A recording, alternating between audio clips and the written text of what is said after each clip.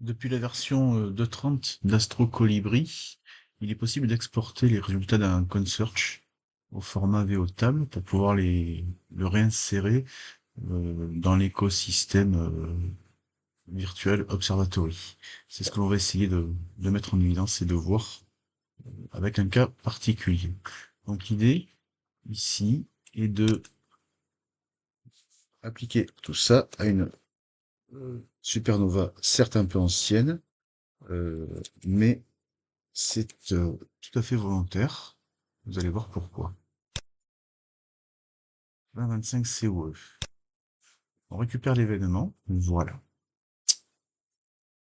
On a ici notre cible.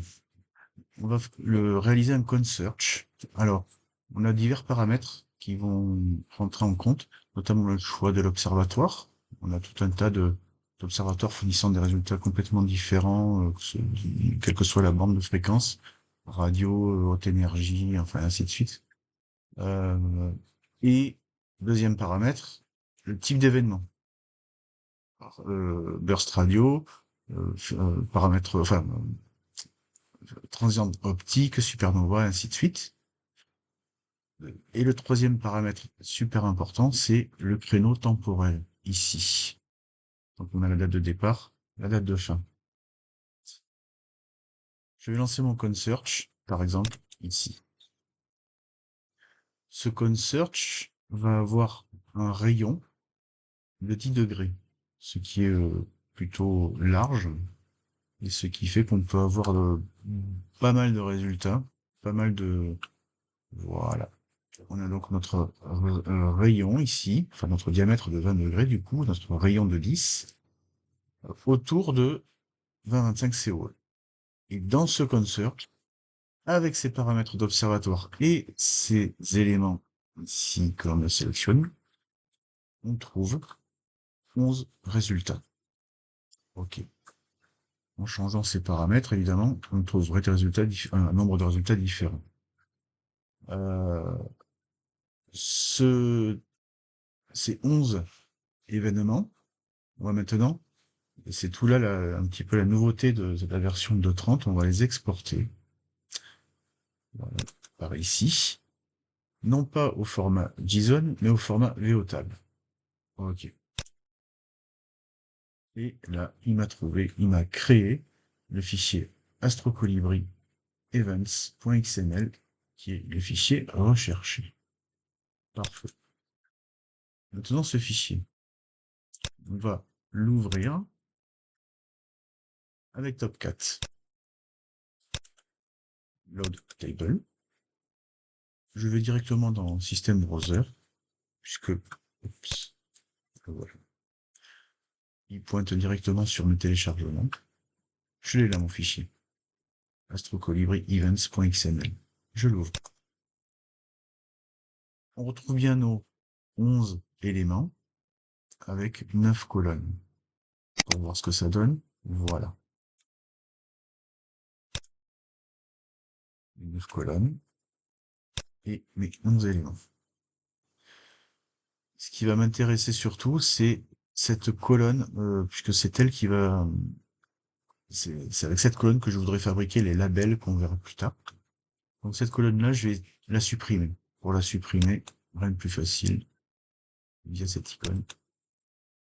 On décoche le trigger ID, ce qui fait que la première colonne va devenir la suivante, comme ça. Hop, voilà. Très bien. Maintenant, que va-t-on faire de ce fichier? Je vais tout simplement l'importer dans Xphoto. Donc là, c'est une image euh, représentant le même champ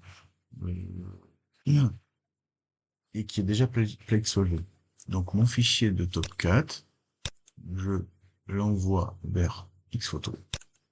Voilà, c'est fait. Et là, qu'est-ce que l'on voit? On a quelque chose au milieu. Alors, ce quelque chose, on va se rapprocher. En fait, on a même deux choses. On a deux éléments. Deux éléments sur les 11. Juste pour mémoire, ici on avait un rayon de 10 degrés. Je n'ai pas 10 degrés sur mon image. Donc il y a des éléments qui sont hors champ, c'est normal. Donc, il ne m'en reste donc que deux. Ces deux éléments, d'où sortent-ils? Tout simplement, je vais repasser très rapidement sur Astro Colibri. Donc j'ai bien 2025 COE au centre de mon image. Ça, c'est une alerte qui a été fournie par le TNS. Et juste à côté, on a autre chose qui finit par 795. C'est ici. C'est exactement le même phénomène, sauf qu'il a été fourni par le CEBAT. Alors, si on veut aller un tout petit peu plus loin, on s'apercevrait que cette alerte a été fournie à 15h13 et 14 secondes et que le TNS l'a fourni à 15h13 et 6 secondes. Ça se joue à pas grand-chose. Voilà. Mais il s'agit techniquement du même événement.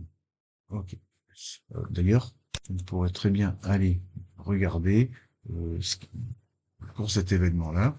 Si je clique sur le TNS qui est ici, voilà, le rapport TNS, ou bien si je choisis cet événement-là sur l'icône CBAT, et on s'aperçoit qu'en fait ils sont liés.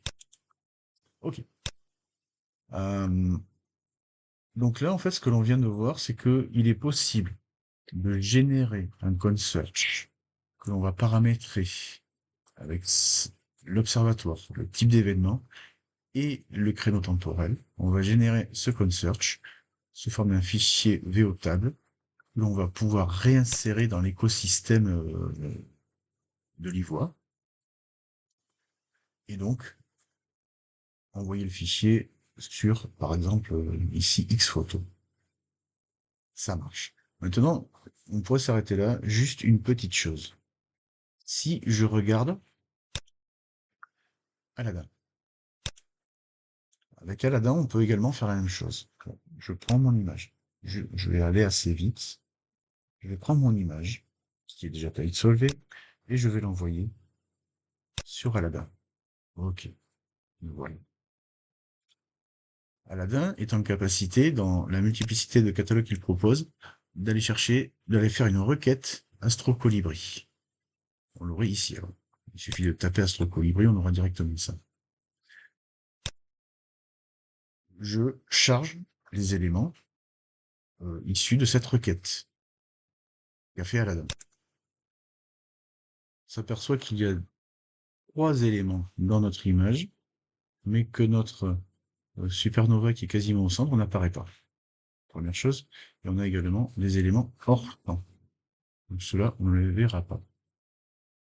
Donc, on va voir un peu ce qui se passe. Je sélectionne uniquement ces trois éléments. Ils sont là, d'accord.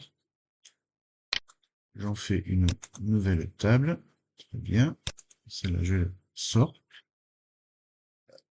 Je vais envoyer ces trois éléments donc, sur mon image ici. Ça, c'est le truc classique maintenant. Envoyer à Xphoto. Et voilà. Que s'est-il passé? En fait, la requête qui est générée par Aladdin, c'est tout le côté dynamique des catalogues Astro Colibri. Le côté dynamique, en fait, c'est lié au paramètre temps ici. Aladdin envoie une requête donc, sur ce champ, pas de problème. Il ne va chercher que les phénomènes optiques, mais surtout les phénomènes optiques qui ont été référencés depuis une année, depuis les 365 derniers jours, uniquement. Or, ma supernova 2025 COE, elle est plus ancienne. Du coup, elle n'apparaît pas ici. D'où c'est l'importance de bien cadrer les créneaux temporels euh, pour être sûr de ne pas louper l'événement. Voilà, c'était un petit peu la, le petit piège que l'on peut trouver avec Aladdin, d'où l'idée de générer de façon un petit peu plus souple une requête dans un cone search via Astro Colibri. Voilà. Merci.